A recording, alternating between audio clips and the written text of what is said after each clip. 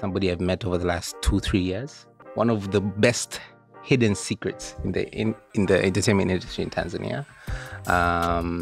He's in comedy, he's in tech, he's in production, he's in events, he's in manufacturing, and he's an amazing storyteller. Our guest today is Clay Kennedy Masiga, yes. Karibu Clay. Asante sana. That introduction was wow. Mwanzoni nilikuwa najua someone who can do that introduction ni Koi, my brother. Sasa ndo special. Nikasema yeah. Yes. Yeah. Anafanya introduction nzuri. Sawa. Asante. For those who don't know, Clay ni... Yeah. So Clay ni... Moja swali huwa napataga shida sana. Na ndio maana mara nyingi sijawahi kutoka nje. Watu kunijua mimi. Kwa sababu ukiniuliza Clay anafanya nini, na huwa napata shida sana kuelezea. As a single just name kwamba mimi nafanya nini. So mimi napenda kujitambulisha kwamba Clay is a nobody guy for now and a very big guy for the next 50, 100 years, even 1,000 years. 50, 100 years. Yeah, so miaka yote. So I live to leave a legacy. Spendi kwa na picha, so few people have my pictures. And this is for the very first time nakwambia why I hate people having my picture. Why? Napenda sana watu wabakize jina when I'm gone. Napenda sana jina langu libakie kwamba there's this guy alifanya 1 2 3. Like kama tunavyosoma stories za legacy ambazo za watu wengine hao. We don't know anything about them.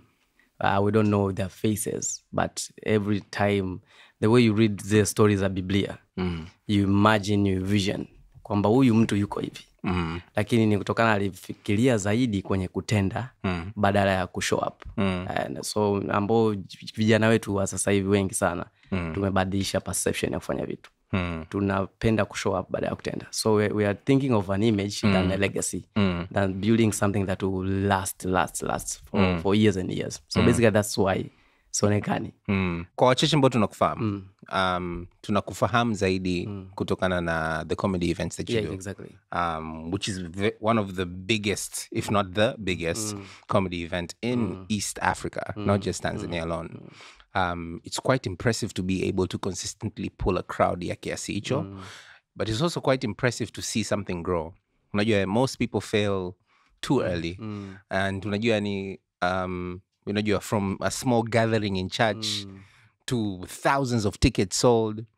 And then another thing that was interesting to learn, especially when I was learning about you, is how closely you are related with your family, your immediate family, kaka, dada, mama.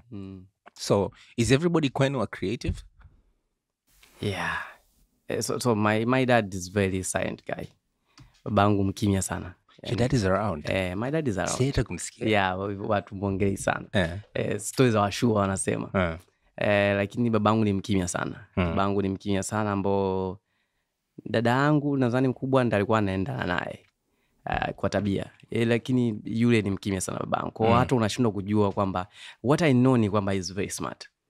Yani ninachojua kwamba babangu is very smart kwa sababu moja ya vitu alikuwa anavifanya hakuwahi kusomea, but is a very good engineer.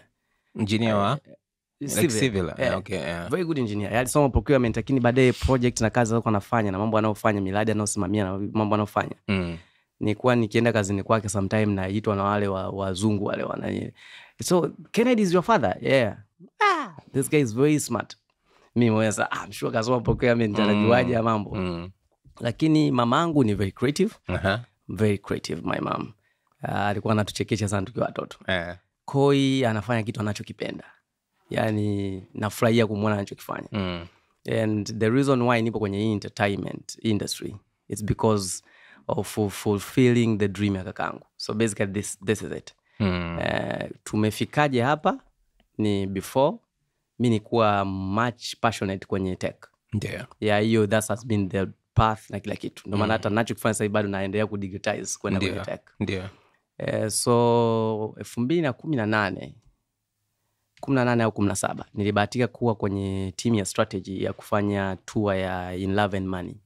In Love and Money tour ya Jukes na Vanessa. There's this guy anaitwa Freeconic. Freakonic. Freakonic. Mshikaji alikuwa anatengenezaga Instagram parties. Yes. Yeah. So this guy zilikuwa popular sana. Noma sana. So this guy just met me one day, tukaongea sana, akasema yo, this guy, I need this guy in my team. So akaja kani approach, Clay, what do you think? Tukafanya mitatu. I think that your brain is needed there. And at that moment nilikuwa sawa, tufanye. Nikaikata mzee zangu, sawa, tukafanya. So mimi ni moja vitu ambavyo nilikuwa namwambia Freakonic, nikamwambia for the first time I see Diamond going out there. Jux hajawahi kufanya vitu. Nataka Jux aende sokoni. So that tour ikawa very successful. Sasa kwenye ile tour nikaja nikajifunza kwamba the industry inavyoonekana na watu ni tofauti kabisa na uhalisia. Everyone could predict kwamba these guys have made millions. Yana washikaji wana mabilioni na mabilioni, lakini uhalisia sio. So hiyo ikana nimiza sana. So narudi nyumbani, it was a tour almost a month, sijui. Nilienda mikoa mingapi? Tulienda Mwanza, Arusha, Dodoma, tukaenda Mtwara, tukarudi Dar. Ilikuwa mikoa 5. Zanzibar sasa kama kufanyika. So narudi pale nikagundua kwamba namuona Koi very passionate about comedy and I know nothing about comedy. Anaamka saa 5 za usiku. Yaani saa 5 yeye ndiye anatoka. Mimi nipo busy na laptop thinking of unasoma, natafuta vitu kwamba tech wanafanya nini. Yeye saa 5 anaenda, anatoka. Tunaishi chumba kimoja. Anatoka, anaenda kufanya mazoezi. Sasa anafanya mazoezi, mimi najua anapenda gym. Lakini mazoezi gani tena haya? Baadaye anakuja ananiambia, bwana, fanya mazoezi ya comedy. Kama ya comedy ukitaka kuchekesha unafanya mazoezi. Anakuambia, yeah, you right. Unaongea mbele za watu, unapata nini? Sawa. Kwa hiyo anafanya mazoezi wapi? Anatoka babani. Babani kwa kiwanja fulani vitu kama Kunduchi. Kwa kiwanja kile wanaita Machava. Cho kiwanja yeye anaenda na kule anaongea mwenyewe. Anapata visingi. So there's this day akaja kanitishia. Clay, anataka kuona reaction yangu. Niona namwambia utakuja kuibiwa hiyo simu. Ananiambia akasikia kanitania, Clay nimeibia simu. Anataka kuliona my reaction. So mimi tabia yangu hivyo hivi na instincts moja. Ukiniambia kitu chochote kuhusu kibaya au kuibiwa, roho ikidunda najua ni kweli. Sipo dunda tutakitafuta. Hiyo bluffing najua kabisa kwamba itapatikana. Okay. Yaani mimi ndio instincts yangu. Kwa mimi hata sasa hivi kuniambia nimeibiwa, roho ikifanya tu sikitafuti na kuhakikishia kabisa. You see me not even thinking about it. So hivyo niambia pale nikaacha. Akacheka nayo nikasema lakini kuna siku atakuibia kweli. So ilikuwa na mambo mengi sana. So this day akaniambia tunaenda kufanya, kuna show ya comedy, naenda kufanya interview. Funny Fellas. Akaenda. So anaenda Funny Fellas. The funny thing is alienda amevaa suti. After that moment wote wameenda rafu. Mimi navaa suti very serious. Koi is very smart. Kavaa suti nikafika pale. Koi looks very expensive. Very expensive. Yeah. Kafika pale akaambia bwana inakuwa inabidi kufanya interview. Watu wakanijaribu akasema you funny, akamwambia yeah I'm funny. Jamaa akamwambia basi tuchekeshe, akamwambia this guy that's joke every day nikisema mimi nacheka. Akamwambia so gani kucheke. So hivi wale akacheka. This guy is good. So basi akasema akaanza. Kwa yeye akakata ile artwork yao, akatafuta that moment ilikuwa very, yani yule Kim, unapata Kim Manifesta. Yes. So that guy ni noma sana kwa graphics. Akamtafuta Kim tengeneze my own artwork. Yes. Sasa artwork ya Koi ambayo kapewa tu a gig. Yes. Ikawa ni kali kushinda the official artwork. Ikaje? Yaani ameenda kwa professional kuitengeneza the artwork. Ikawa nzuri sana. So inavyokuwa shared, yule jamaa ambaye alikuwa yani ndo kama organizer, ndo mwenyewe. Akawa very impressed na huyu jamaa.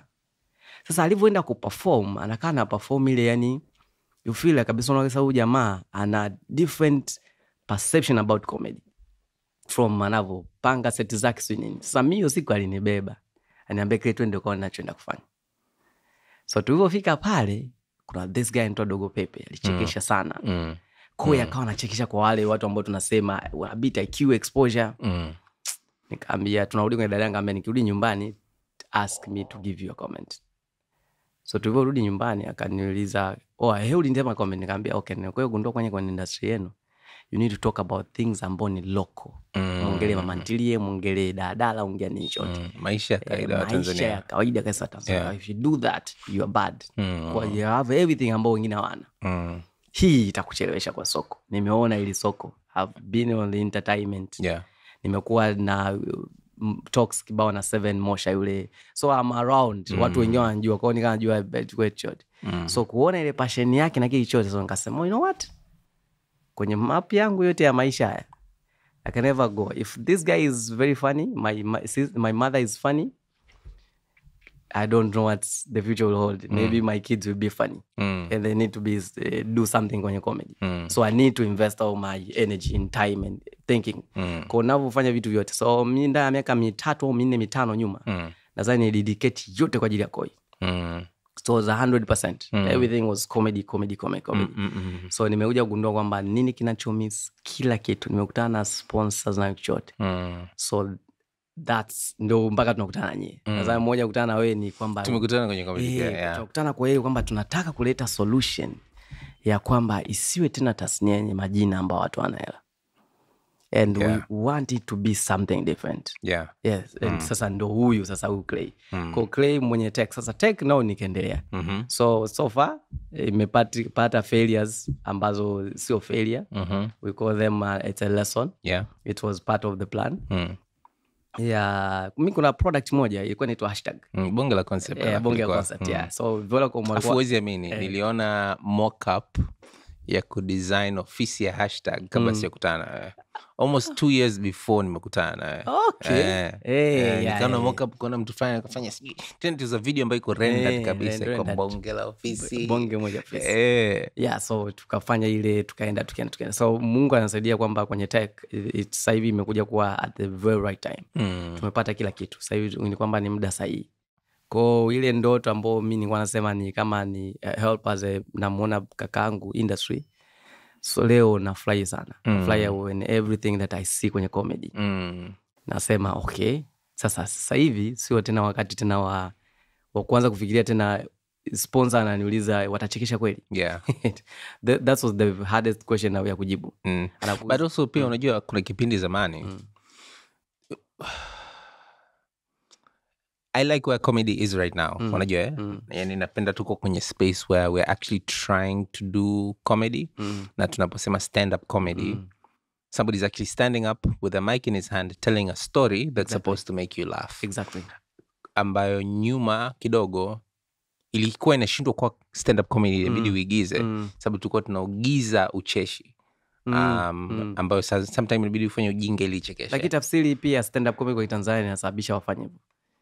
Aje tafsiri ya stand up comedy kwa Tanzania inaitwa hivi, yani hata wanavyosajiliwa wao wapo chini ya bodi ya filamu, inasema ni maigizo ya jukwani. Sasa hivi tunasema tu kwamba ucheshi wima, lakini anakuwa registered kama anafanya maigizo ya jukwani. Kwa kidogo hata kwa walichofanya. Unajua kingine ni kwamba something can be very successful kwenye nchi zingine. Ndio. Lakini kwa nchi yenu unatafuta jinsi ya kuifanya ili waweze kukopa na nchi yenu. Sasa kwa mfano bado hata sisi tufanye stand up.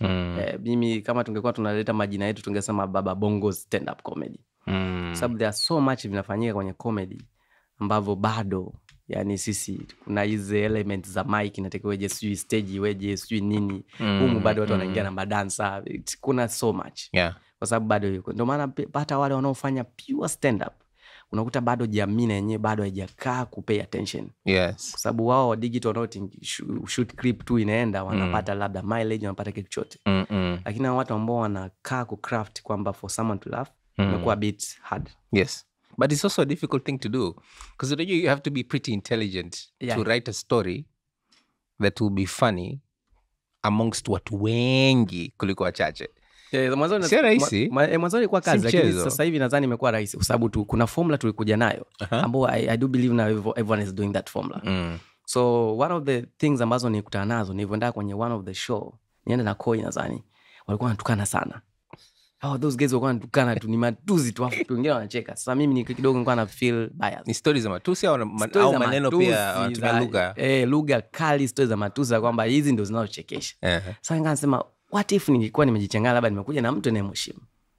Hapa ingekuwaje? Ingekuwa ngumu kwa sababu mimi hawajaniambia 18 and above. Mimi wameniambia tu just a comedy. So tukaje tuna formula kwamba sikiliza, you know what? Surprise wewe kwa audience. Mimi sitaki kuwa surprised. So ndo tukaanzisha kitu kinaitwa rehearsal.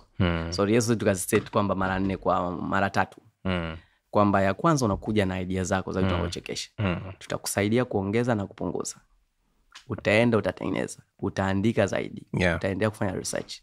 So mpaka rieso ya mwisho ambayo ni ya 3 before hujapanda, mimi najua kila neno. Ndio. Yani mimi pale nafika stage kwenye show nzima ya comedians wote. Najua hadi sema anatakiwa kusema naijua. Sababu najua. Na sema leo Luka najua kasa kwamba amesahau pale. Sasa ile ikatusaidia kwanza. Ndio maana sasa hivi ukienda kwenye show yote ya stand up comedy, usipocheka you have una mambo mawili tu. Una matatizo yaliyozidi wale wanachoelezea, una chuki iliyopitiliza, yani una matatizo mengi hatuwezi kuelezea. Kwenye show yote ya stand up comedy unaopitia formula lazima uchekeshwe. Kwa sababu wale mtu anayesimama kuwasikiza wale anatakiwa awe na akili ya audience, sio akili yake. Kwa sababu mimi inawezekana mtu fulani anichekeshi, lakini natakiwa niweze kupredict kwamba hii topic na alivyosema hivi kwenye majority wale hiyo watachekesha. Na hii chekesha. And most of it, yani ukizungumzia kwamba tumepredict ni asilimia labda 5-2 kwenye zote comedians tu wasikiliza. I think hicho pia ni kitu kikubwa kwa sababu I think sidhani kama kuna watu wengi wanaelewa the amount of work ambayo inafanyika before a stand-up comedy show is set up. No one knows. And it's incredible. It's a lot of work. And then you have to listen to a lot of stuff. Alafu inabidi sasa uchuje. Lakini pia ndio hicho kinachosaidia kwa sababu the same way in life, yani unajua unapofikiria mtu anaitwa success story, one night wonder. Huyo one night wonder alikuwa anafanya hicho kitu miaka 9. Unajua sema ndo umemsikia mara kwanza kwa is like unajua kwa this formula wanasema masaa 10,000. You need to do 10,000 hours of something to become a professional in something. You're not an expert until you've done 10,000 hours. 10,000 hours si mchezo. Kwa comedian kumbuka kwenye normally platform ana perform average ni 6 minutes. Tunazoziangalia pale. Yani ukiangalia leo anafanya kesho kwa average nyingi sana anafanya 6 minutes. Sasa calculate 6 minutes mpaka kufikia masaa 10,000. Si mchezo. Kwenye stage pale tunasema kwamba sasa huyu jamaa tuna uhakika. Ndio maana kuna ile comedian anaweza kama ameanza show haichekeshi lakini ana confidence anaendelea. Sababu yeye anajua kwamba don't worry, mimi hapa bado nipo kwenye setup. I'm building up to the punchline. Kuna sehemu mtanifikia, mtanielewa. Sasa ile inahitaji kubwa sana. Sasa yule ambaye bado unakuta kwamba yeye hajafika stage. Ashaona kaza sasa hapa mimi nafanyaje? Yani hapo unaona yashakuwa down, ashakuwa nini. So hiyo line ndio ino take. You know a lot about comedy. Imekuwaje ujawa comedian? I think normally I think nacho miss ni kusimama kwenye stage. Una miss kusimama? Nasema nacho miss kuwa comedian. Ni kwamba upate ile nafasi ya kusimama. Okay. This is what I do normally. Nimefika level where most of shows pia unazoziangalia nyingi sana pia nimehusika sana kuziandika. Yani nimehusika sana nyingi. Yani nakumbuka hata kuna comedy special ambapo kuziandika kabisa from scratch au like review. Seriously, you write the jokes. Most tena mimi comedy. So you write the jokes for the comedian. Kwa jokes kibao mimi napigia simu, yo this is a joke, do this is the setup 1 2 3 4 do this. Kwa sababu tuhitaji mtu kwenye tasnia yote kusimama. Tuhitaji mtu wa kuweza kuwa sisemeje. Yani you need to have kuweza kusupervise. Yani kwa sababu kitu unachokitaka natakiwa uweze kukifanya. Yani at least hiyo ndio inakuwa nzuri. Ndio maana good CEO ni yule ambaye at least anaweza vitu vingi. Anaweza kagusa. Sio kwamba ni expert lakini ni partial. Anaweza lakini ukimdanganya anajua. Kwamba ukiniambia this joke ilikuwa inaishia hapa nakwambia no. Joke inaishia hapo. This is not. Kwa hiyo, mimi tena kwa note yangu ya simu so many jokes. Yani mimi naweza hata comedy special ninayo. By the way, I have a comedy special naandika. Nayo, nitampaga mtu, sijui nani. Kwa nini usifanye mwenyewe? Sifanye mwenyewe. No, that's not me. Na kwenye uandishi naona kuna mtu anafaa kuifanya. It's the comedy special inaitwa Dunia. So basically the concept ya the life. Dunia. It's something very nice. Kwa ni huo uandishi. Kwa uandishi na ndo Koi ndicho nisaidia. So Koi anavyokuwa na host. Mimi ndo natakiwa ni nachekesha kushinda Koi. Kwa nini? Yani anawe yule floor manager yule ndo atakuwa anajua kuchekesha kushinda host. Kwa sababu gani? Host akisimama akapiga punch akishuka comedian anayepanda anavyokuwa anachekesha, kuna vitu siku zote vina miss. Kuna punch huwa zote zina lose. Yani kama aliongelea kuhusu mwanamke, kuna swala mwanamke hajaliongelea. Sasa hicho kinacho miss, natakiwa yule mtu wa pembeni ambaye ni anamsaidia host. Kwa sababu host yeye pale tena akili kwa anakuwa anamwandaa. Yeye ndiye anakuwa anamfuata, anamwambia you know what, jamaa ameongelea kuhusu mwanamke, kuna 1 2 3, do you know that? Go and say about this. Kwa anavopanda pale baba anapiga punch. Sawa. Kuna wewe shangaa kwamba host anatakiwa wewe very funny, kwa sababu sio yeye tu kuwa funny. Yeah. Ni yule ambaye because anasaidia kwenye the whole production of the show. Pembeni yule ndo noma. Yule ndiye anatakiwa yeye kwamba, so basically that's the work I was doing. Yeah. Ndio maana Koya kipanda, we will never be bored Koya ki host. Yeah. Kwa sababu sasa hizo unaona hizi kazi zilizopo zote ndio hicho tu wanapigania. Kwamba it has to be an industry. Tusimuongelee tu anesimama pale. Yeah. Kuna wengi sana hapa, kuna chain ya kupata kile kitu ambacho kweli tunaona thamani kukilipia. Yeah. Chain yake ni nini? Kuna writers. Kuna wanaofanya research. Yeah. This is comedy. Tunaona akija Tanzania hapa, the first thing atafanya, atakuwa na timu yake ya watu karibia 20. Yeah. Wataenda wataenda Tegeta, watazunguka kila Bunju, kila kitu yote. Wanakusanya content material na learn our ways. Wakienda kuandika, Trevor Noah anavyokuja, yeye ni mzuri kwenye kudeliver. Akija kaongelea Mbagala mpaka utasema yo huyu jamaa sana kaga Marekani, Mbagala mbona mdadala kaongelea hivi. Sasa ile ni sasa unafanyaje vyote hivi? Inatakiwa uwe tasnia inaojitegemea. Lakini Clay, so you're in comedy, your brother's the comedian, your mom is funny as fuck.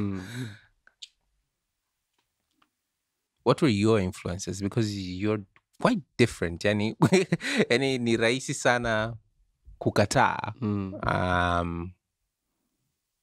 Kwamba wewe unazotaka ukawa ndugu wako.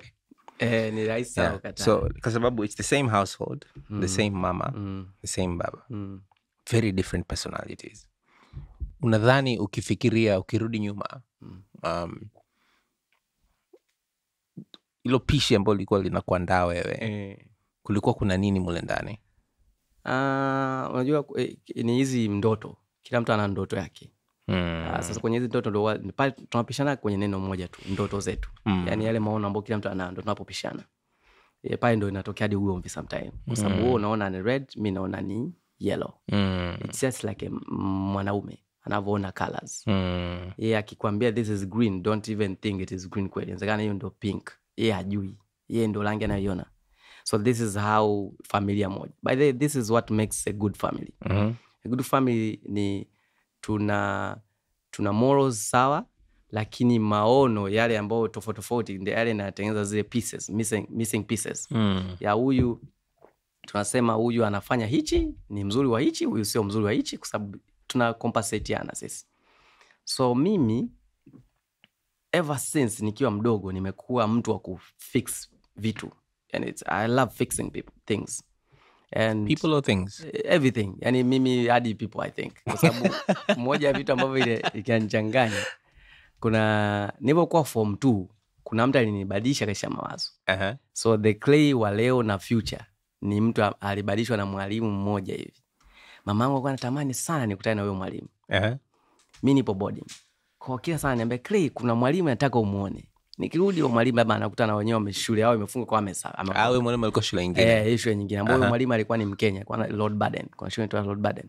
So nikutana naye akaniuliza yule mwalimu, kwamba nimesikia sana story nyingi, mama yako anakuongelea sana. Tell you you're smart, you're doing this 1 2 3 4, you play football and all that. Wakati hizo una ndoto za kuwa football player. Sasa akaniambia kitu moja hivi, unajua jina lako linamaanisha nini?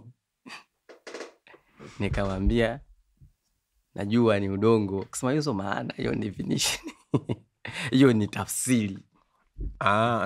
Nilimwambia mimi ni udongo wa ufinyanza. Kusema hiyo sio maana, hiyo ni tafsiri. Nikamwambia sawa. Akaniambia sasa kwanza leo nitakuuliza kuhusu jina lako. Mwambie you can be anything, anyone at any time. Anything, anyone at any time. Why? Kusema wewe ni Clay.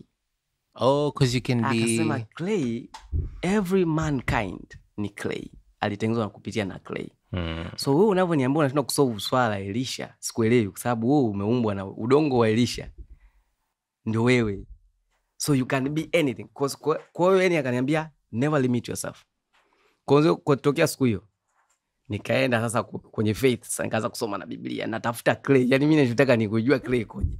So kadiri muda unavyoenda nikajua Clay, kutokea enzizo perception ikabadilika. Kwa mimi huwa na swali langu, jibu langu moja tu. Ukiniambia 1 2 3 nakwambia don't worry, we will solve it. Hiyo mimi ndo na my belief kwamba don't worry, we will solve it. There's no way we can't solve it. Tutasolve. And that ndio iliyosababisha leo tunakutana failures, setbacks, success stories, chochote kile. Mimi huwa na kauli yangu moja tu. This is not the only way. Yeah. We are solving this. Yeah. So this show is called Msasa. And the reason it's called Msasa ni kwa sababu some of us don't believe in failure. Not that it doesn't happen, but failure is a stepping stone, unajua. And sometimes you need something to not work out for something else to work out. And this works even if you're not religious, but especially if you're religious. Like kuna kitu fani kiliepushwa ili kingine kitokee. Exactly. Na ndo mpango. Na as a result of it, vitu fani kutokwenda vile unavyovitaka, saa zingine vinakujenga, saa zingine havikujengi. Saa zingine ni somo tu umejifunza fu, unajua unaendelea na maisha. So I want to ask you, for instance, has there been a time that you can think about where things did not go as planned? And how did it affect you? Like, what was the repercussion? What was on the line? Yeah, hizo tukutana nazo nyingi sana. Mimi nimekutana nazo nyingi sana. Sa vitu havijaenda the way we planned. Ndio. Mwanzoni kabisa ilikuwa ni, ninashukuru nilipata mapema. Na hicho nadhani ndio sasa tunarudi kwenye faith pia. Sometimes unashukuru kwamba umeipata mapema. Haijatokea kipindi ambapo wewe pale ambapo you can't take any risk. Kwa sababu kuna level pia ukiwa kuna umri ukifika kuchukua risk inakuwa shida sana. Risk tolerance inapungua. Inapungua. So nashukuru Mungu mimi nimezipata mapema sana. Hivyo vitu kwamba okay, hii imefail mapema sana. I should think of another way. Tulianza kwenye event. Kwenye event mimi ndo nikutana nazo. First event ilikuwa very crazy, the numbers. Ambayo tena ilikuwa comedy, ilikuwa just a concept, ilikuwa inaita boda party. Boda party, that's cool. Yeah. Ilikuwaje hiyo concept? Yeah, concept ilikuwa ni very simple, kwamba boda numbers ni kubwa, kuna ajali, kuna nini. So before we host a party, let's have knowledge kidogo, tuwape seminar, tufanye chote, then we do one massive show for bring a musician for them to enjoy. Kwa hiyo ni show kwa ajili ya madereva bodaboda. Sio kama madereva bodaboda ndo wanafanya show. Okay. Yeah. So bodaboda party. So kabla hapo to provide elements tu nini. Ilikuwa zamani kidogo, ilikuwa 2015 nadhani, around that. So tunapofanya pale, the numbers na outcome kwa tofauti kabisa. Yani ilikuwa tofauti. Yani ilikuwa, what was the expectation? Mlikuwa mnategemea nini? The expectation ilikuwa ni kubwa kwa sababu tulikuwa tunafanya pale Dar Live at that moment. Dar Live ilikuwa gapi? Mbagala. So bonge la venue. Bonge moja venue. It was nice at that moment. Sasa challenge ambayo tulikutana nayo ni kwamba tarehe tulio set, mhusika wa venue akaja katubadilishia. So ilikuwa tulifanye kwa ni Pasaka, akatuambia Pasaka imeshachukuliwa, tushalipia venue kila kitu. Hapo ilikuwa empty. I think baadaye alisema tu pale kuna hela nitapiga. So akatubadilishia. Siku Pasaka. Akapewa kesho yake. Wakati huu siku yake yeye anafanya kila kitu. Yeye atakuwa na event na host. So event yake ilikuwa very successful. Ya kwetu sisi tulipata, nadhani kama tuliinvest 10 million tulipata 200,000 au 300,000. Mlipata watu wangapi? Wale watu kama wamefika 20 sikumbuki. It was an amazing experience, and for the first event we are doing.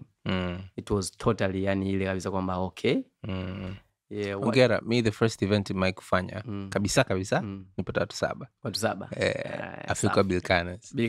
Afika na live band, ilikuwa na production. Asakile bora hata wewe mimi tunarudi pale kwamba wewe una ubora ulikuwa hata umejifungia sehemu. Mimi open space. Sound inavoita hairudi, yani inaenda mpaka inapitiliza huko. So pale tukasema pale ndo kaneno failure, pale ndo ipo face ya kwanza. Sababu pale unapokuwa unapanga kila kitu unaona kila kitu kipo sawa. Na unaona kwamba everything is going to change. Unadhani kwa nini haikuwa lakini kama vile ambavyo mlitegemea? Kwanza ni kutokujua uhalisia. Kwa sababu moja vitu ambavyo kuna ukweli na uhalisia wanasema. Uhalisia ni ule, yani it's a fact. Yani kwamba ni hivi. Yani event inahitaji promotion. Yeah. Event inahitaji concept. Eti unajua mimi na idea yangu kali sana kuhusu event ita work out. It's sijui. Kali kwako. Unless kama unataka kuhost watu 3 au ni marafiki zako mtaitana mmepanga mfanye chochote, that's can work out. Lakini if you are going for mass, hiyo sio. So zile ilikuwa ni failure ambayo you to disappoint. Lakini pale tukaanza kujifunza vitu kwamba never have hizo huge expectation kwenye event. Kwa hiyo ikawa ni cha kwanza. Hicho ikanifundisha. So if you don't have a huge expectation, what do you have? Yani wewe unachotakiwa prepare everything unavyotakiwa kuwa navyo. Yani kila kitu kiprepare. Alafu wewe the way sasa hii ni kwetu sisi. Ndio. Ambao mimi the way I look at event, it's not something that you need to make money out of it. Event inakusaidia wewe kutengeneza influence, kutengeneza connection. Event is a platform. Event is not something for you to make money. That's very true. Yani don't even waste your time. Yani I'm telling you. That's very true. Event is a platform. Event is a platform. If you treat it that way, you're perfect. Yeah. I remember a time when nilikuwa nafanya events full time. Na ndo shughuli inayoniweka busy, inayonichangamsha akili, lakini pia inaniingizia kipato. Event zile zenyewe, ile siku ambayo hizo events zinatokea, we didn't make money from that event. Yeah. And so after event 1, 2, 3, 4, 5, tunaanza kuingia 6, we're like maybe we should stop. Lakini baadaye nilikuwa nasema, lakini ukiangalia kuna saa zingine unafanya vitu kuna faida ambazo hazionekani. Lakini zipo. Ndio hizo sasa. Ndio tunaita platform. Kasa ndio platform kwa sababu platform ni nini? Platform ni ngazi. It's a stepping stone towards something else. And then I was like, okay. So for instance, nilikuwa na partner wangu mmoja anaitwa Mazanda. So sisi tuko na theory moja. Going forward, tukiandaa event, tuhakikishe we break even. The goal is to break even. Consistently break even. And then even though tunajaribu kupandisha value na production value na kadhalika, the guests, the celebrities, the artists, etc. Marketing, promotion, you have to break even. Very true. Yeah, if you put in 10 million, you get back 10 million. Ukipata one more, ika 11, inshallah. Lakini sasa usije ukaeka 10, ukapata 4. That's on you. Yeah. So yeah, event is a platform. So hiyo kupitia hiyo kujua sasa, the moment you come to understand kwamba event ni platform, ile ikachange perception neno kwetu sisi failure. So unakuta wale ambao tunafanya nao kama team, wao wakishajua labda umepata hasara, wao wanakuwa na ile tayari kichwani mwao wanashuka. Lakini sisi that's the reason why tunaamka asubuhi tunasema tunafanya. Kuna biashara ambazo wewe mwenye vision ndio ile kwamba mwenye malengo, ukishajiwekea malengo yako kwamba pale ninapotaka kufikia, sio kwa kinachotokea hapa katikati cha mwanzo ndio kitaota kidefine failure. Lakini ukija ukaelewa kwa nini kimetokea, kuanzia siku hiyo uto define hii kitu kama failure. Utajua tu kwamba ni moja ya njia ya kufika pale. Ambao hiyo ndio nimeiweza ku experience kwenye ulimwengu wa event, kwenye ulimwengu wa tech, the same thing. Kwamba mwanzoni unaweza kuna watu kwenye startups ambao majina yao ni makubwa kuliko the product. Kwa sababu gani? Wamekuja kuelewa the business model. Which is what? What's the business model? The business model is very simple. You brand yourself. Kwa sababu out of that, watokao kutafuta sio tu kwa ajili ya hiyo startup. Wana believe, okay, kuna watu ambao wana hela, au wana kila kitu, ila wanakosa watu wa kufanya kitu fulani. So why brand yourself, not brand the business? Sasa ni kwa sababu biashara unakuta wewe jiulize, unamwona mtu yupo smart, lakini kitu anachokuelezea unaona kabisa kwamba kwa soko letu sisi doesn't work out. Lakini kwa nini anaendelea kufanya? Kwa sababu ndio hiyo. Hii ni platform. Amepata kitu cha kumtambulisha. Watu wengi tunakosa kitu cha kututambulisha. Kwa sababu mara ya kwanza it's very hard to do a business with a stranger person. But it's very easy for you to do business with Clay, kwa sababu utakachoanza kusema Cheka Tu is the owner of Cheka Tu. Something very easy to start doing business with. Sasa hiyo ndio challenge. Yeah. There's something where people say people buy from people they like, people buy from people they know, and people buy from people they trust. The like and the know can happen without ever meeting you. And the trust is based off experience. So still, it's possible kwa mtu kukuamini kwamba unaweza kuwa na opinion fulani yenye mchango because they trust that if you've already done this, you've done this. Exactly. So a platform plays a role. So a platform, ndio kwa hata wale wengine wa startup, wanaona kuta kwamba wanasimama kwenye digital space, wanaanzia product, it doesn't work and keep doing it for the 10 years. Kwa sababu gani? Kwa nini anaendelea kuishi? Kwa sababu hili define as a platform. Lakini sasa tusije tukapotosha watu kwa sababu kuna watu wengine wana idea ambazo they're shit. That's true. So how do we, kind of not, and we do need to have certain KPIs au vitu fulani ambavyo ni indicators ambavyo vinakwambia kwamba hapa just change it. And could diversify. Because not everything is a platform. Sometimes your idea is it just sucks. It's not a good idea. Do something else. Sasa hapo sasa ni hiyo kwamba watu wangapi wanakuwa they are honest to themselves. Ni hiyo tena kwa tukienda kwenye faith ni baraka pia. Ndio. Knowing kwamba I'm doing a shitty thing here. Ndio. Sasa hiyo ni wachache. Lakini wangapi wanaweza kukubaliana kuambiwa kwamba what unachokifanya doesn't work? Kwa sababu aliyokuambia ana facts zake na kweli zimeelezewa, wewe utazichukua. Sasa hiyo tena ni something else. It's take a very very smart person, a honest one, kuweza kupokea mawazo ya mtu au yeye mwenyewe kukaa na kamati yake ya kichwa ya kusema kabisa this doesn't work. Kamati ya kichwani. Kamati ya kichwani hapo anasema kabisa kwamba no, kwenye mimi nimekuwa nikifanya kitu hii sijapata kitu kwenye sasa unapoanza kuanalyze ndio tunarudi kuanzia pale pale. Je, ulipokuwa unafanya kitu umekutana na mabilionea wangapi waliokupa hata option, hata waliokupa hata suggestion ya biashara nyingine? Imekusaidia? Au wote walikuwa ukisimama tu wanaona kwamba I can't even do business with this kid, ni mjinga? So, does that mean it helps to kukutana na mabilionea? Sio tu billionaires, ni watu waliokuwa successful kwenye fani yao, kwenye fani yako, kwenye fani tofauti. Yako za wengine. Mimi ninavyojua kwamba biashara ambazo watu wengine wanazifanya wengi sio kwamba ndio walizoanza kuzifanya, wamekuwa introduced. Ndio. Kwa sababu watu walipenda wasikia au walikutana nao wakawaelewa, wakaongea nao, wakawaamini, wakaona kwamba why don't you do this also? Ndio maana wewe sasa hivi wewe ulikuwa ni mziki. Lakini as time goes on, today you run a marketing agency.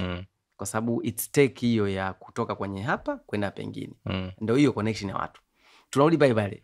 Bado ukisimama mbele za watu katengeneza product yote ikajulikana. Cha kwanza kabisa ni platform. Kwa sababu hela unaotengeneza kwenye product yako. Ukiniambia labda jamaa aliyotengeneza any product, ukiniambia kwamba hela yake yote anaitegemea huko au hela yake nyingi imetokea hapo, ni wachache sana. Wengi sana vitu hivyo usimamisha hela zao hajapatia pale. Ilikuwa after the fact. Yani au kitu kingine. Yani unaanza na duka. Ukishaanza kuwa na duka, si ndio? As time goes on unakuja kugundua kwamba duka halitokutengeneza hela nyingi sana. Utakuja kuona unatakiwa kusupply mchele. Na wengi ndio wanatokea hivyo. Yani people who started with just a media platform, they come to realize kwamba wanatakiwa wawe na marketing agency, wanatakiwa wawe na kampuni ya labda ya products, media yake ndio inatangaza. Wanakuja kugundua kwamba okay, with this influence now I can influence a betting company to come to invest in to do that. So media inabaki kuwa. That's very interesting. So sasa kwa tafsiri hiyo, yule ambaye alienda kwenye biashara ya mchele baada ya biashara ya duka la nguo, hiyo biashara ya duka la nguo ilikuwa ni platform ya yeye kujitambulisha duniani au ilikuwa ni platform ya yeye kujitambulisha kwenye uhalisia au kuendesha biashara? Sasa platform hii ina definition nyingi. Lakini definition yote inarudi pale kwenye connection of, yani it's a collection of patterns. Yani kwamba tunaanzia kwamba kwenye unatengeneza platform ya kujuana na wengine ambao wanafanya kitu kama chako, au kupitia hicho sasa ndio unaanza kujua kwamba inawezekana hisi anachokifanya ina profit zaidi. Fursa zingine. Fursa zingine. Yani basically unachokifanya sasa hivi.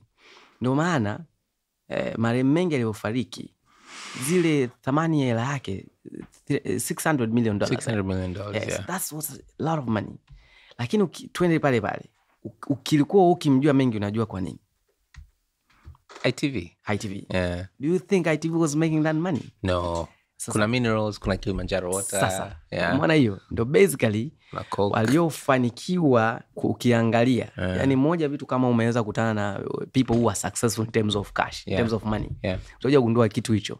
Kwamba tunachokiona mbele basically ni kidogo sana, wanachokipresent ni kidogo sana, mbona hicho ndio tunawapa sisi, kinatupa sisi trust kwao. Lakini wanachokifanya nyuma na ambacho ndio kinawaingizia everything that you see, it's totally different. And that's the only problem ambao failure ambao entertainment wanapitia, wala ambao ni wanafanya kabisa entertainment, tuseme musician, bongo movie or whatever.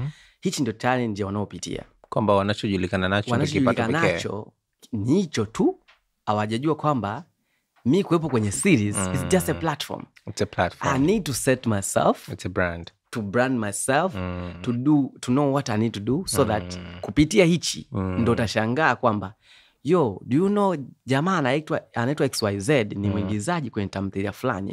Do you know that guy runs a company ya kusupply vitu yote. Twende kweli. Anayepewa tender ya kusupply jezi za hizi timu zote, someone is supply jezi ya Singida. Do you think anatengeneza hela kiasi hicho? How many people buying? Lakini kitendo chochote cha kwamba anaweza akakufuata hiyo sasa akasema na supply jezi za Singida United. I'm telling you, it changes perception ya biashara. So basically hii ndio kitu ambacho nimekuja kuelewa kwamba neno failure ni mimi nimelito define kwamba ni pale ya kwanza inavyokuhit. Unatakiwa uelewe unachokifanya ndio kinachotakiwa kukuingizia hiyo hela, kama wewe success ilikuwa ni hela. Kama sio, utakuwa uelewa tu vizuri. Alafu utaendelea ukifanya even kwa with all the passion. Na mimi sasa hivi hata ukiniambia, we had a dream to do the show kwenye Uwanja Taifa. Stand up comedy. Tulienda tafuta venue kila kitu. We are doing it. Sasa kuna sponsor aka pull out. Lakini sisi tuko na, kwa sababu to us it is still the business that everyone is saying. It's a platform, it's a means to an end, not the end itself. That makes sense. Makes sense. So that's how we define failure kwetu sisi. Ambao mimi hiyo ndio na drive. Yani mimi nitasimama hata leo kesho nitakwambia ninafanya hichi kitu. From experience, the way you talk about failure is because you've experienced it a lot. Is that true? Nimekutana nazo nyingi sana. Because to be that comfortable with it, mara nyingi inamaanisha imekutokea mara nyingi sana. Alafu imekuwa sasa ni kitu cha kawaida. Yani hauna ushamba nayo. Sina ushamba nayo, yani kabisa. I'd like to take you back a few steps. Kwenye kipindi ambacho ule ushamba bado ulikuwepo. Kwa sababu failure can be emotionally distressful. Unajua yani unaweza kujiona kama vile wewe yani ni kitu fulani hivi. Ni tatizo kubwa sana. Yani so kila mtu anatakiwa kitu ambacho ndio kujifunza. So mimi sipo Instagram. Yani in short sipo kwenye mtandao wa kijamii wote. Kwa hiyo kinachonisaidia hicho ni kwamba kwanza wengi tunasema failures zinatusumbua. Kwa sababu tunajipima kupitia watu. Asilimia kubwa ya watu wengi wanaojipima failure. Kwa sababu wewe failure ni nini? Asilimia kubwa kupata nini ni failure kwa sababu tunajipima kwa mtu. Kwa sababu huyu mtu yeye kashafanikiwa. Huyu tukafanikisha hichi kitu. Mimi kwa nini nimeshindwa? Kwa sababu hiyo neno mimi kwa nini nimeshindwa? Ni mimi kwa nini nimeshindwa? Sio kwamba it's not way personally kwamba kwa sababu kama hamna mtu ambaye ashafanya kitu kama hicho, kwa nini wewe unajistress sana? So how do you cope with failure whenever it does happen? So mimi kwanza tabia yangu ni moja. Nikiwa na furaha sana au nikiwa na mawazo sana, na vitu viwili tu, na kitu kimoja ninachokifanya ni kuangalia movie. So lazima utafute addiction, kuondoa addiction.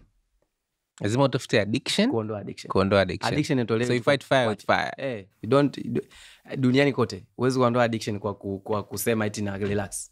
Addiction ondoe kwa addiction. Hivi unajua hata wanavotibu chanjo au wanavotengeneza chanjo ni unatumia kile kijidudu kutengeneza ili uingize kwenye mwili itengeneze antibodies. Wanaozuiliwa kuvuta sigara wanatengeneza kitu fake na sigara. the same addiction. So baadaye utaona tena sio moshi, nabidi tu na kile kitu. So it's addiction. Ndio wale watoto tunaoambia wasiweke mdomo hivi, siku zote wanatafutiwa, bora ashike hata shati, sababu ni replacement. Kwa hatuwezi kuondoa addiction, tunafanya tu replacement. So when you are dealing with failure, you find another addiction, and the addiction is movies. That's it. Yeah, that's what I do. Yani mimi ni very simple. Kama nikija mitaa kwenu, ofisini kwenu hapa, kama nina stress au nimehamia hapa, unajua the first thing I'll do, nitazunguka karibia mtaa wote kujua kuangalia nyumba nzuri. Hiyo ndio formula yangu ya kwanza. Mimi kila sehemu ninayoenda, nyumba nzuri naijua. Kwa nini? Nitazunguka ile kila sehemu niseme, wow, ukajenga hapa na ukazengua. Kwa nini? I just love houses. Unapenda nyumba? Napenda nyumba nzuri kubwa. Ninasema tujenge nyumba kubwa. Kwa hiyo ndio, yani kutembea. Kwa sasa sina stress ya mitandao kwa sababu sina kujikompea naye. Yani I know nothing. Mimi swala Instagram utaniambia tu wewe, someone has done this. But you're in media. You know why pia nafanya hivyo? Kwa sababu gani? The only way you can come up with the original ideas in this world, you need to be offline. The only way you can come up with the original ideas in this world is to be offline. Kwa sababu gani? Most of people are spending time to look for things which has been done by others to replicate them. Because we're looking for inspiration. We're looking for inspiration. Sasa wewe, what do you want to bring on the table? You want to bring something very original. Kuna unataka kuleta kitu original, inatakiwa uweze kukitengeneza kwa mazingira yako. Sasa ndio maana hata kwenye kukitengeneza inakuwa hivyo. Sasa hii ndio sababu nyingine. Mimi hata nimekwambia nipo kwenye comedy industry, but mimi siangali comedy. I don't. I just know this thing is funny, but it's not. Kwa sababu this is my space. Sasa kwa mimi nimekaa kwenye haya mazingira. Kwa sasa wengi sana, ndio maana ukiangalia TV shows nini, vitu vyote vinafanana.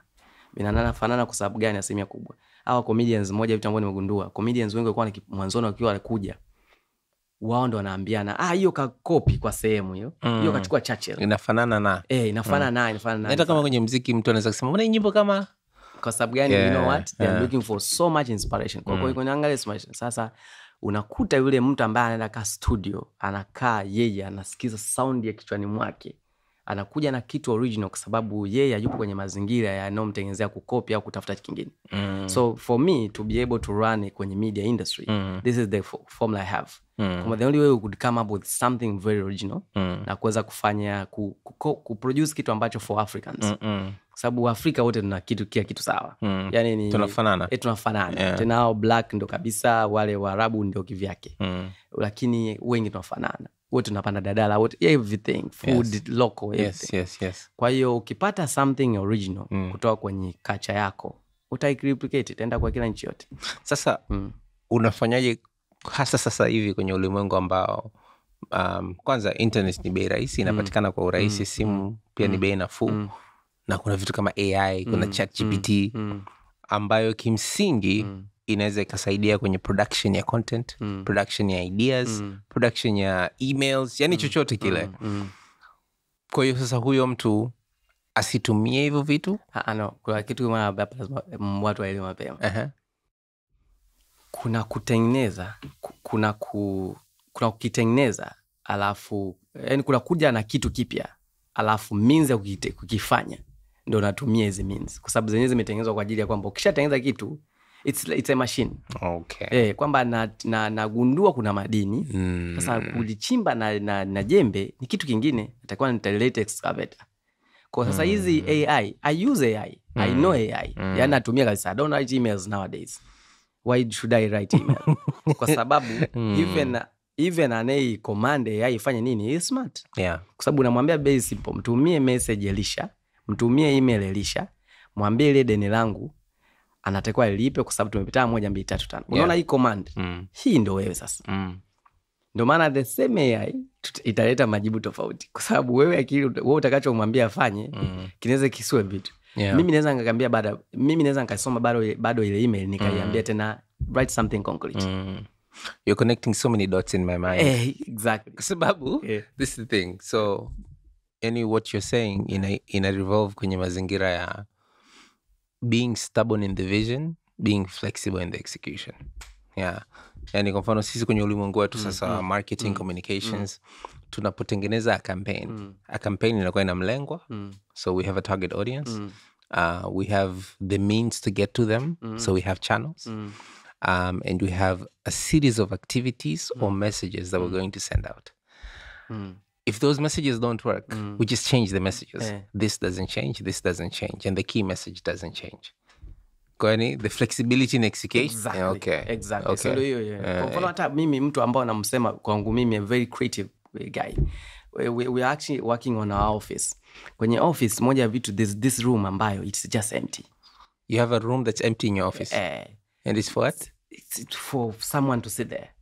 And mnatasema kaa? Amna. Kuona kaje chini? Unasimama tu. I'm telling you. That's room naipenda sana. Naipenda. Umeipa jina gani? Hatujaipata jina. It's an empty room.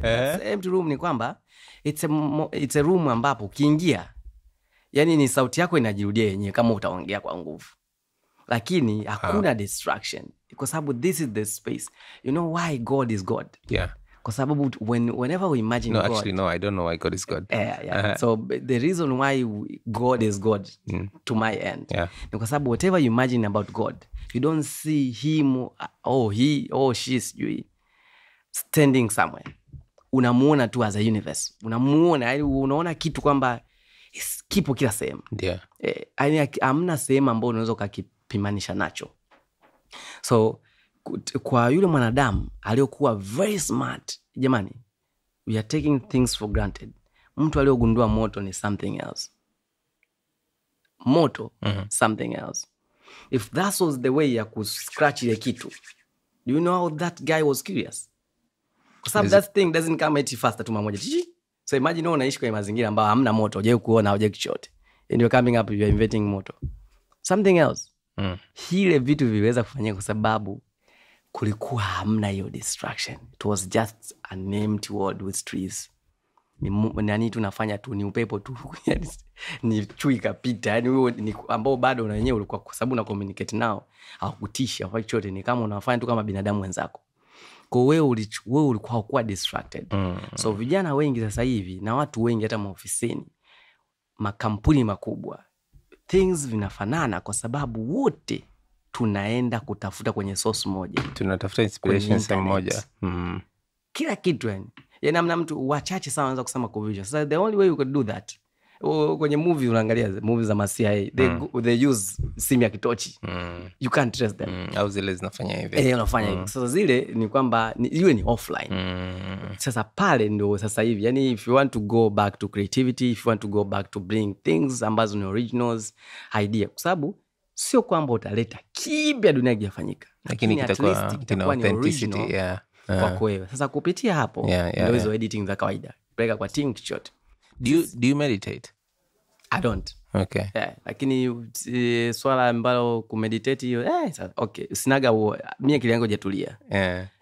Na ndio opposite meditation, kwamba unataka utulize akili. Siwezi kaa sehemu moja yani nitafanya hivyo kwenye movie tu, lakini sasa ambao bado sipo. Is it possible you're meditating when you're watching a movie? I can't, kwa sababu mwisho kwenye hiyo movie bado nakuwa busy na akili, na bado nakaa kuangalia yule afanye nini. Kwa bado akili haijatulia, na meditation inahitaji akili imetulia. So I know it's there kufanya, kuweza kupita kwenye experiences nyingi ambazo kwa mfano wewe umeweza kuzipita at your age. It's a blessing, to be honest. Yani it's a blessing kwamba you were lucky enough kuweza kuwekwa kwenye mazingira ambayo ukaweza ukajitoa kwenye hayo mazingira na kuamua unataka kuwa nani. Cha kwanza. Cha pili, kuweza kuwa na support system ya wazazi na ndugu wa karibu ambao hawakwambii hapana. Because the biggest emotions in the world is love, sex or hate. Sometimes you love something so much you want to do it. Sometimes you hate something so much you want to be the opposite. Like mtu anaweza kana mchukia mzazi wake kwa sitaki kuwa kama yeye, kwa hadi anatoboa. And of course sex is just human nature. I want to appeal to the opposite sex.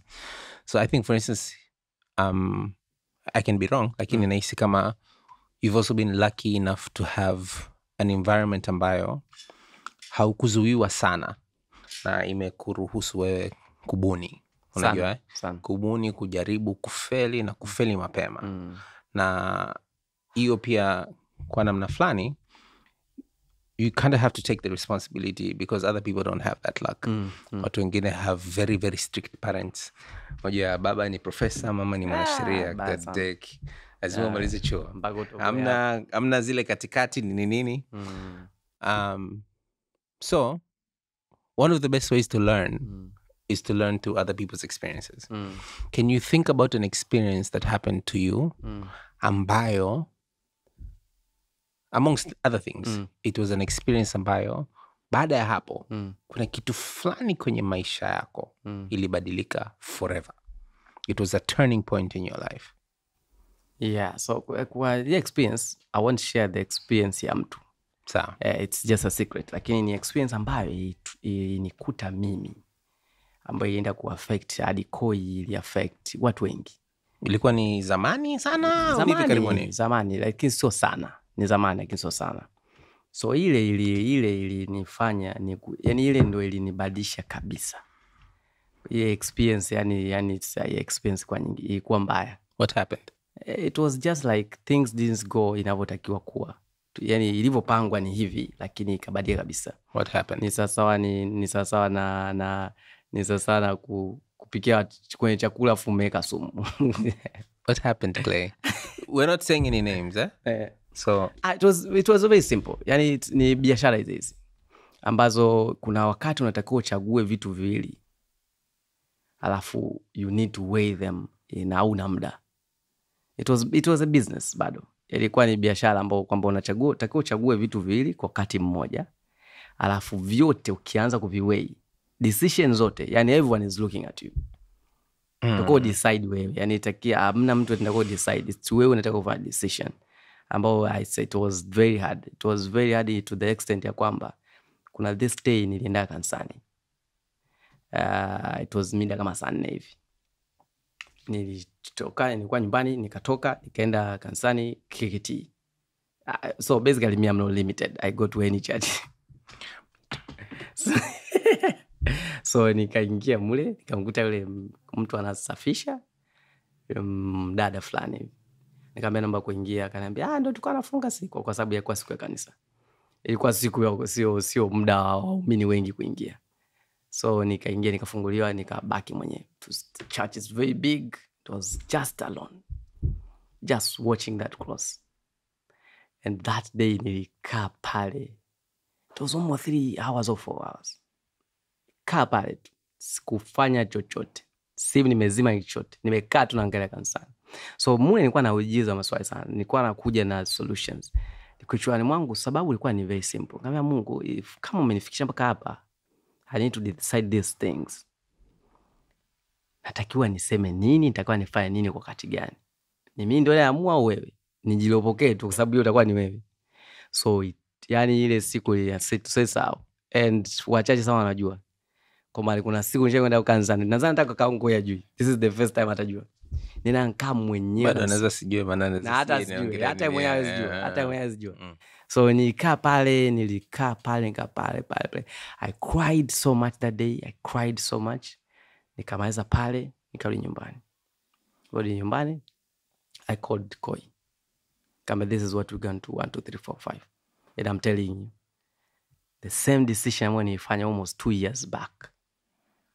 That decision leo, it's going to change everything. Ambao mimi mpaka najua kwamba it wasn't me. I think labda kwa sababu nilienda ngazarenda kwa another power. Ya kwamba it's not me. Tuongelea mambo ya faith, imani. Nilikuwa nataka nikuulize kitu. Mara kadhaa nimekusikia ukisema kwamba kuna vitu fulani ukisikia moyo wako usipopata wasiwasi wote, you know it's the truth or it's not. Ambayo kwangu mimi naona kama inatafsiri directly into instincts. So does that mean you really, really trust your instincts? Yeah, I trust them. Is there an association between your instincts and faith? Yeah. It's straight in faith, yeah. So your instincts is that God did not make this happen, so it hasn't happened? Yeah, that's my instincts. That's your instinct? That's very interesting. Yeah. And have you ever been wrong? Yeah. sometimes, but in average, if I have to count, I've been right so many things. Very, very minor. Na hata hapo ni sometime, hata hiyo niokuwa wrong, na mimi nilibishana na ukweli. Ni kwamba ulibishana ukweli? Nilibishana uhalisia. Ulibishana uhalisia wa scenario? Most of it. Kwamba ulikuwa yani kwamba bado nilipewa jibu hili, bado nilitaka unajua sometimes wanadamu tumepewa nafasi ya kuchagua, ya kujiaminisha tunachotaka kusikia. Yani you love hearing what you want to hear. So most of it, by the way, that's how a human being works. Kwa sasa hii ndio most of it tunajua ukweli. Sasa huu ndio uhalisia. This relationship won't work out, but we want to keep, we still have hope for it. Lakini unajua kila kitu. Huyu ni tukiwa tu kwenye uchumba analala nje. Ila wewe unaona kwamba huo ni uhalisia. Ila wewe unataka kubadilishe. So basically ndio huyu mwanadamu huyo. What's the best advice you've ever gotten? Best advice? Best I have two. One was the money that you are looking for kupitia yani njia kinachokutambulisha utapatia hela huko. Kinachokutambulisha hautapatia hela hicho. This came from someone who is very successful. Very successful. Huyo mtu yuko kwenye entertainment pia? Yupo kwenye entertainment. Is a mogul, I think. So aliniambia hiyo kitu. Nilimwelewa sana. Kwa ndo maana elimu yangu kuhusu neno, kuhusu mafanikio ya whatever the industry you are. Ushauri mwingine ambao nishaye kupata, basically I think that's the best. Ushauri mwingine sikumbuki. Zilikuwa mbili, mbona ya pili imesaulika? Ya pili naona baada make sense. Yani ya kwanza it was hii ndio ilikuwa kila kitu. Yani hiyo kitakacho kutambulisha sicho kitakutengenezea hela. Sicho kitakacho kutengenezea hela. Kama nje yako, kama unawaza hela. Sio hicho. Yani wewe hicho kitumie tu. Lakini inabidi ukifanya. Fanya kwa sababu hicho ndio njia ya kutengenezea hela. So huo ni ushauri niliopata. So identifying the means to the end. So basically that's it. Very interesting. So I want us to do something else. We have a segment in the show called Ninja Boxy. And Ninja Boxy is a segment ambayo tuna jaribu kuzungumzia au kwa pamoja kufikiria vitu ambavyo sometimes we already know, sometimes we don't. But it could be something that could be helpful to somebody else. The purpose of this show is to talk about failure, normalize failure, talk with successful people about failure, because it's part of the journey. Kwa leo kitu ambacho nataka tukiongelee is the business of events. And I was thinking kwa nje ya boxi, kwa leo ingekuwa poa sana kama tungefanya the don'ts of events. Hasa ukiangalia ukweli ni kwamba bado many people when they're looking to do things they will Google. Tutaingia AI, tutafanya research, tutaangalia nani amefanya nini, alafu sisi tuige kipi. Katika ile uigaji ndo pale pia ambapo tunapotea, because tunaiga sana na tunajaribu na tunaanza kujipima kwamba huyu alikuwa hivi, ulikuwa hivi akapata hichi, basi na mimi nikifanya hivi itakuwa hichi. So vitu gani tusiige? What are the hard truths about running events kwanza in Tanzania? I can tell you something right now. One of the things that makes me happy deep in my heart is the fact kwamba kuna watu wachache wameanza kuthubutu kufanya events ambazo kiingilio ni zaidi ya 10,000. Kwa sababu for the longest time kila kitu kinapanda bei, mafuta yanapanda bei, sukari inapanda bei, mchele unapanda bei, lakini kiingilio kilibaki 10,000. I say, and everything in your life changes except the thing that makes you the most happy, which is entertainment, which is music, it's comedy, it's film.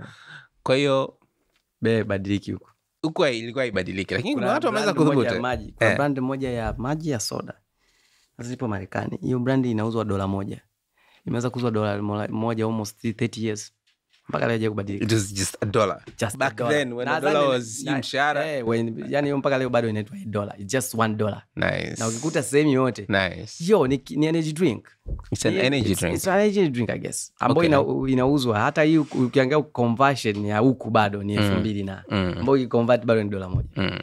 So sijui production wao wafanyaje. So what are the don'ts of event planning, successful event planning kwenye soko letu hili hapa? So kwangu mimi mpaka sasa hivi don't ya kwanza kabisa, don't think having all people to your event. Maana nini? Yani unapowaza event usione watu 10,000 wamejaa afu kila mtu. Yani mtu wa hali ya chini, wa hali ya juu, middle class nini, boss, yani that's number one. So have a target audience. Have target audience. Yani ni very simple.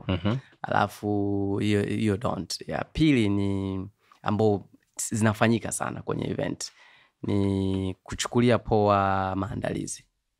Usichukulie poa maandalizi. Yani event nyingi unataka kuingia kwenye event ndo anagonga bana.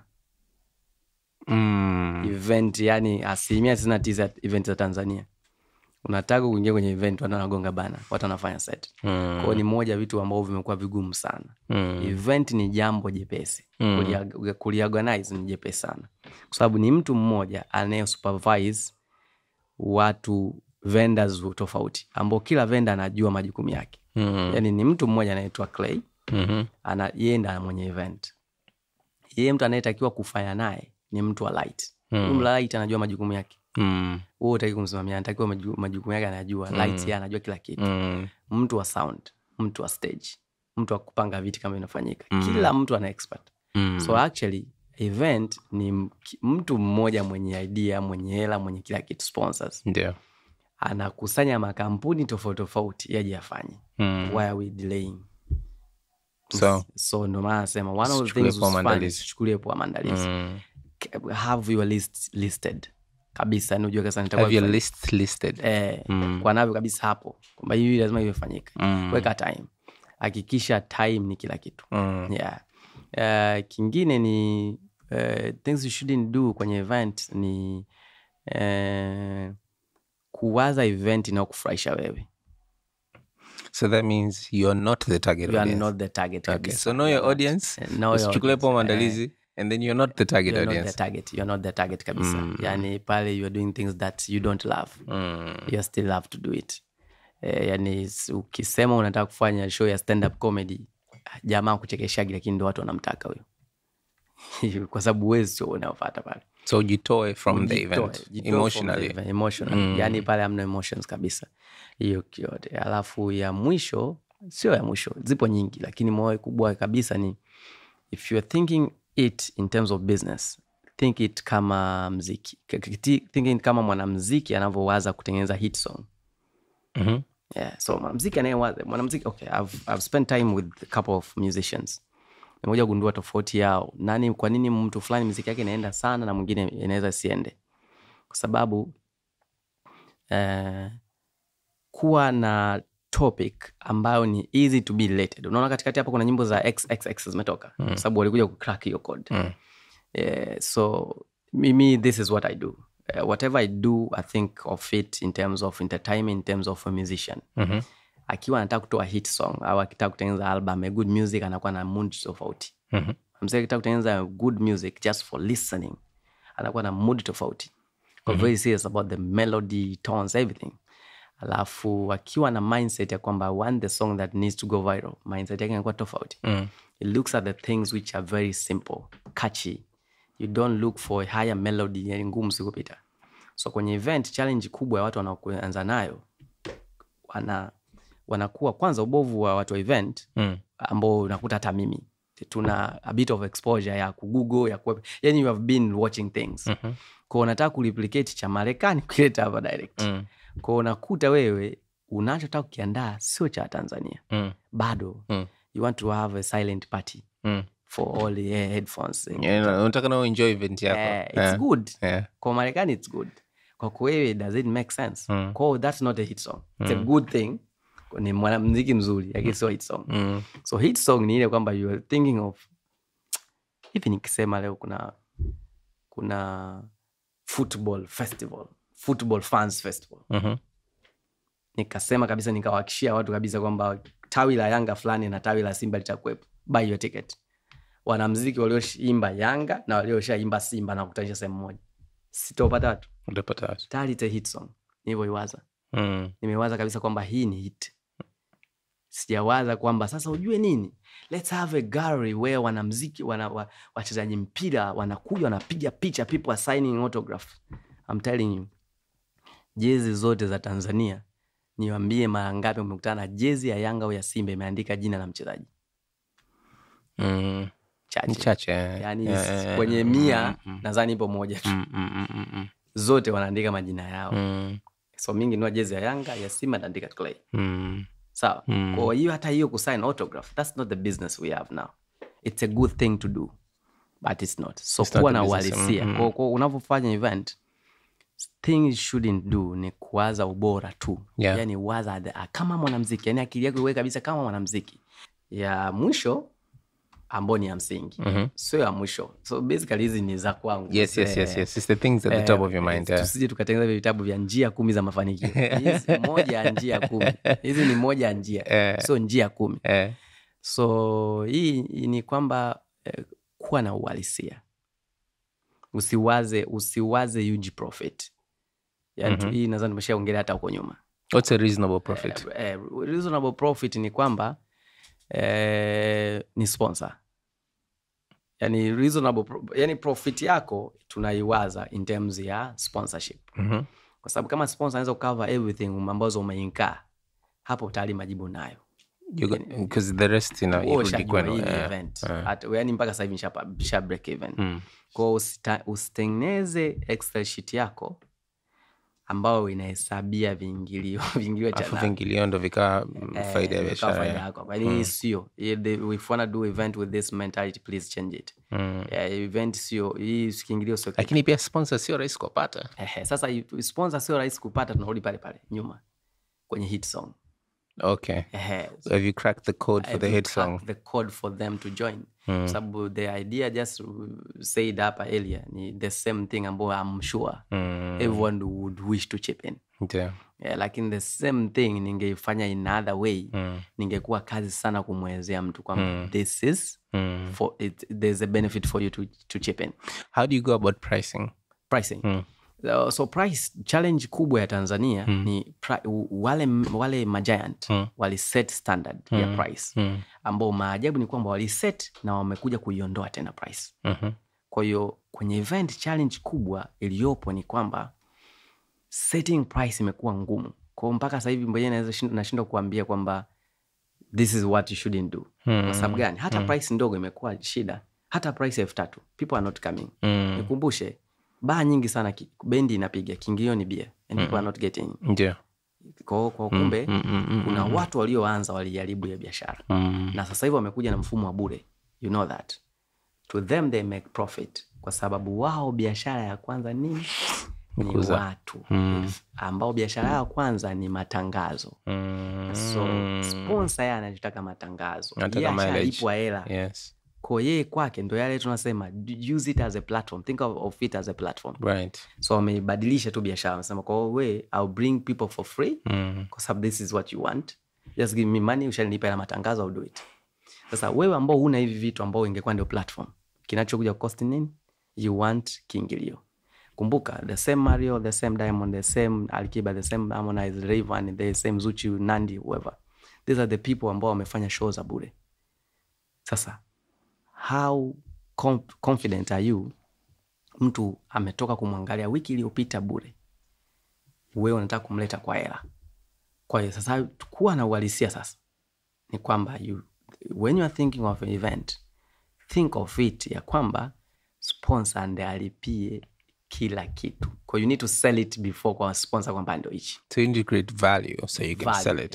You can sell it. Otherwise event kwa sasa hivi imekuwa ngumu in terms of pricing. Kwa sababu iwe laki, iwe 20,000 ngapi. Kwa sababu these are the people ambao wanafanya event za laki. Still wanagawa tickets for free. Kwa mpaka sasa hivi sio tenso laki. It's still free thing. So there's no standard yet. There's no standard. Standard ulichofanikiwa wa Tanzania ni moja tu. To me I will still go back to comedy. Comedy ndio waliofanikiwa. Na wenyewe walifanikiwa kwa sababu ilivyoanza. Walivyoanza ilikuwa ni kwamba they didn't have money to burn, so they only thought ya kwamba the only way I will survive ni lazima ni kiingilio kiendeshe event. Ndio. Kwa wakasimamia ile waka standard kiingilio. Sasa imeenda, alafu pia audience yao pia walivyoitarget. So ilikuwa ni Ijumaa ya mwisho wa mwezi ambao mpaka leo hivyo ni kwa maana yake unatafuta working class shara kutoka pale ndaje. Kwa mpaka sasa hivi ushakuwa na target audience. Lakini the same concept nenda nayo kaifanya show Mbagala. But it's still any day for 10,000 for 20k. Whatever you're bragging kwamba people are paying, people won't pay. Yeah. Because you didn't know your target.